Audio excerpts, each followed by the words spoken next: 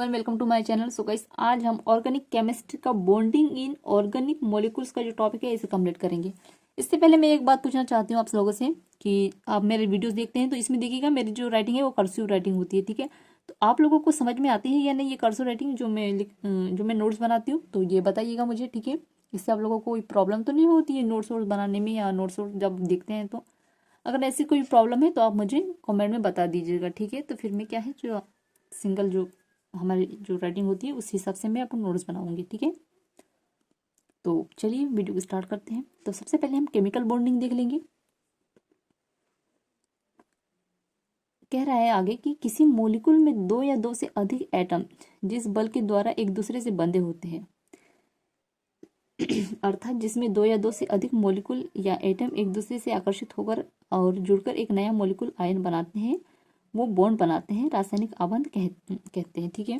काफ़ी सिंपल सी रिएक्शन है, जैसे कि आप 11th 12th से या 9th से समझ लीजिए, या आप रिएक्शन करते रहते हैं। तो इसमें कह रहा है कि जब मॉलिक्यूल में दो या दो से अधिक एटम, चाहे वो एटम हो, चाहे वो मॉलिक्यूल हो, चाहे वो आयन हो, ठीक है, जब दो एटम जिस बल के द्वारा एक दूसरे से बंधे होते हैं, ठीक है, मतलब कि अगर कोई दो चीजें हैं तो उनके बीच में जो कुछ बंद होगा ना, तभी तो ये मतलब कि जो एटम मिलकर कोई वस्तु बनती है हमारी, है ना। तो जब बल होगा तभी तो वो एक दूसरे से चिपकी रहेंगी, जुड़ी रहेंगी, तभी तो हम कोई वस्तु का निर्माण कर पाएंगे। अर्थात जिसमें दो या दो से अधिक मॉलिक्यूल या एटम एक दूसरे से आकर्षित होकर या जुड़कर एक नया मॉलिक्यूल, जब पहले अणु फिर परमाणु, परमाणु फिर अणु, इस तरह से जब मिलकर कोई चीज बनती है तब तभी तो एक मॉलिक्यूल कंप्लीट होगा, या है कि नहीं, या आयन कंप्लीट होगा। तो इस रिएक्शन को या इस घटना को कहेंगे हम, क्या कहेंगे, रासायनिक आबंध कहेंगे, या इस जो रिएक्शन को रासायनिक आबंध कहते हैं, ठीक है। तो गाइस समझ में काफी इजी सा है गाइस, ठीक है। आगे देखते हैं। आगे कह रहा है केमिकल बॉन्डिंग तीन प्रकार के होते हैं, ठीक है। तो फर्स्ट है आयनिक बंध। यह बंध आयनों के मध्य आकर्षण से बनता, ठीक है। यह जो बंध होता है वो आयनों के मध्य आकर्षण से बनता है। दूसरा है सहसंयोजी बंध, इलेक्ट्रॉन के समान साझा से बनता है, ठीक है। और थर्ड जो है उपसहसंयोजी बंध, इलेक्ट्रॉन के असमान साझेदारी से बनता है। तो सबसे पहले हम हाइब्रिडेशन देख लेते हैं, ठीक है, वो क्या होता है। तो कह रहे हैं कि परमाणुवीय कक्षों यानी एटॉमिक ऑर्बिटल द्वारा नए आकार एवं ऊर्जा वाले नए ऑर्बिटल निर्मित करना संकरण या हाइब्रिडेशन कहलाता है, ठीक है। मतलब कि जो एटॉमिक ऑर्बिटल द्वारा नए आकार व ऊर्जा वाले दूसरे ऑर्बिटल बनाना क्या कहलाता है, हाइब्रिडेशन कहलाता है। अर्थात किसी परमाणु पर उचित ऊर्जा के दो या दो से अधिक एटॉमिक ऑर्बिटल आपस में मिलकर समान ऊर्जा के दो या दो से अधिक नए ऑर्बिटल बनाते हैं, इसे ही परमाणु कक्षकों का संकरण कहलाता है या हाइब्रिडेशन कहलाती है, ठीक है। तो बस समझ में आई। अब आगे देखते हैं। जो हाइब्रिडेशन होते हैं ये तीन प्रकार के होते हैं मुख्य रूप से, ठीक है। तो पहला है sp संकरण।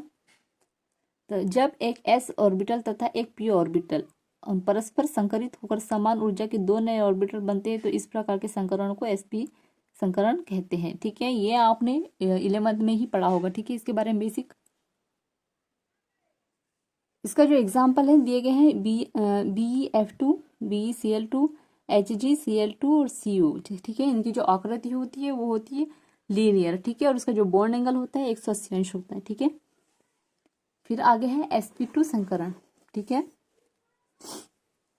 तो इसमें क्या कह रहा है, जब एक s ऑर्बिटल तथा दो p ऑर्बिटल आपस में संकरित होकर समान ऊर्जा के तीन नए ऑर्बिटल बनाते हैं, तो इस प्रकार के संकरण को sp2 संकरण कहते हैं, ठीक है। इसका जो एग्जाम्पल है वो है BCl3, BF3, CO2, NO2 minus, ठीक है। इसकी जो आकृति होती है वो होती है ट्राइकोनल प्लेनर, है ना, त्रिभुजाकार होती है, ठीक है। अब त्रिभुजाकार कैसी होगी तो देखिएगा आप, जैसे कि अगर कोई भी जो तीन ऑर्बिटल आपस में मिलेंगे तो उसकी जो होगी त्रिभुजाकार होगी, ठीक है, क्योंकि जो है एस का एक ऑर्बिटल और पी के दो ऑर्बिटल मिल रहे हैं इसमें, ठीक है। इसका जो बॉन्ड एंगल होगा 120 अंश होगा। फिर थर्ड है sp3 संकरण।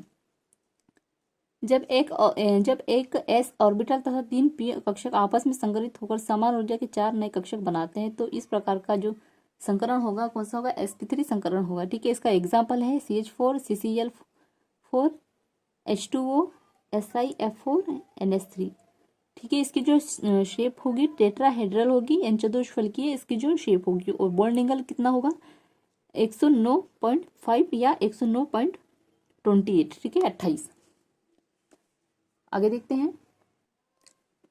आगे जो है sp3d संकरण है, एग्जाम्पल है PCl5 और PF5। ठीक है, इसकी जो शेप होगी वो ट्राइगोनल होगी या बाइपिरामिडल होगी। ठीक है, और अब लास्ट में जो है sp3d2 संकरण। यहाँ पे 1 मिनट देखिएगा, संकरण। ठीक है, आप इसे इंग्लिश में भी लिख सकते हैं। ठीक है, अब इसका जो एग्जाम्पल है वो है S56, शेप होगी ऑक्टाहेड्रल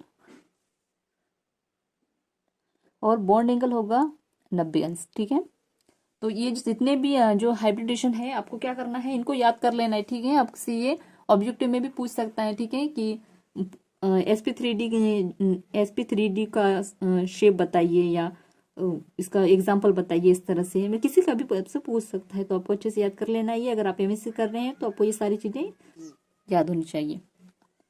तो यहाँ पे जो है हमारा टॉपिक एंड होता है। तो काफी इंपॉर्टेंट सा टॉपिक है और काफी इजी टॉपिक है, आपको इसको याद करने की जरूरत भी नहीं है। आपने अगर 11th-12th अच्छे से पढ़ा है तो आपके लिए सारी चीजें काफी इजी है।